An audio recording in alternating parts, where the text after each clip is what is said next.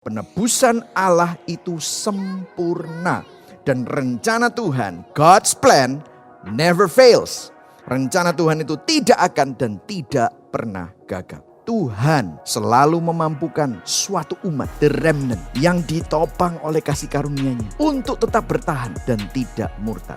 Inilah perseverance of the saints, ketekunan orang kudus. Ini tadi baru bicara bahwa ada perseverance of the saints, ketekunan orang-orang kudus itu karena anugerah. Loh, ini kok bisa asalkan kalian tetap bergantung pada kebaikan hatinya, maka kalau tidak kalian akan dipotong. Wah, apakah artinya kita bisa kehilangan keselamatan kita? Saudara, ini ada sebuah tension. Sebenarnya kalau saudara lihat, ada begitu banyak ayat yang membicarakan tentang keselamatan kekal itu aman di dalam Yesus Kristus. Buktinya apa? Ya di Roma 8 ayat 29-30 kita sudah lihat kata-kata seperti ini. Foreknew, predestined, called, justified, glorified. Kita sudah membahasnya di minggu-minggu yang lalu. Dan kalau saudara baca di Yohanes 10 ayat 26-29, ini hanya salah satu dari puluhan ayat yang bicara tentang eternal security, keamanan dan keselamatan kita itu kekal dan aman. Jadi jika saudara melihat ada dua kebenaran yang tampaknya bertentangan, apa yang terjadi? Ini bukan kontradiksi tetapi paradoks. Yang perlu kita lakukan adalah menggabungkan keduanya.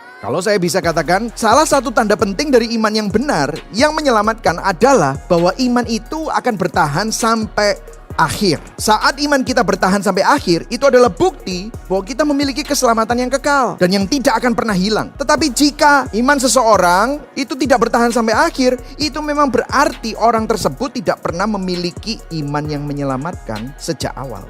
Saya kasih contoh secara cepat ya. Perumpamaan penabur benih dan 4 macam tanah ya. Yang pertama jelas lah ya, gak pernah tumbuh, langsung dicuri oleh burung ya di pinggir jalan. Tetapi yang kedua dan yang ketiga berakar, bertumbuh, dan kelihatannya mulai berbunga dan berbuah, tapi kemudian mati. Yang satu karena batu-batu tanahnya gak punya akar, yang satunya tercekik oleh semak belukar. Nah, apakah perumpamaan ini menggambarkan orang yang selamat kemudian kehilangan keselamatannya? No, that's not true. Tetapi perumpamaan ini menggambarkan orang yang memang dari awal tidak pernah diselamatkan, tetapi kelihatannya mereka selamat karena apa? Mungkin mereka melakukan kegiatan-kegiatan yang rohani. Mungkin mereka bisa saja dibaptis, bisa saja ikutan seminar ini, seminar itu, sehingga terlihat mereka seperti orang yang diselamatkan. Tetapi apa yang terjadi itu cuma hanya semasa, kemudian hilang. Hati mereka tidak pernah diubahkan. Mereka tidak pernah benar-benar diselamatkan. Mungkin mereka hanya ikut-ikutan karena mereka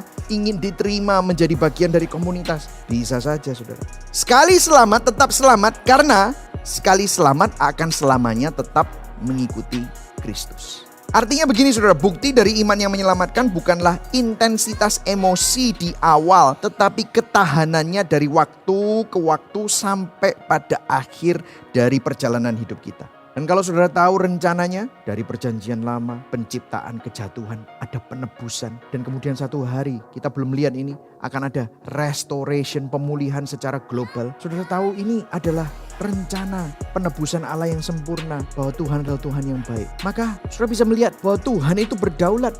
Rencananya tidak akan gagal. God's plan never fail. Dalam perjuanganmu melawan dosa, kamu tidak sampai mencucurkan darah. Seakan-akan Tuhan tega membiarkan Anda mengalami hal-hal yang susah. Tetapi ingatlah, ada keselamatan, ada penyertaan, ada topangan Tuhan. Sehingga saudara dapat bersyukur, saudara dapat berserah, saudara dapat bersandar.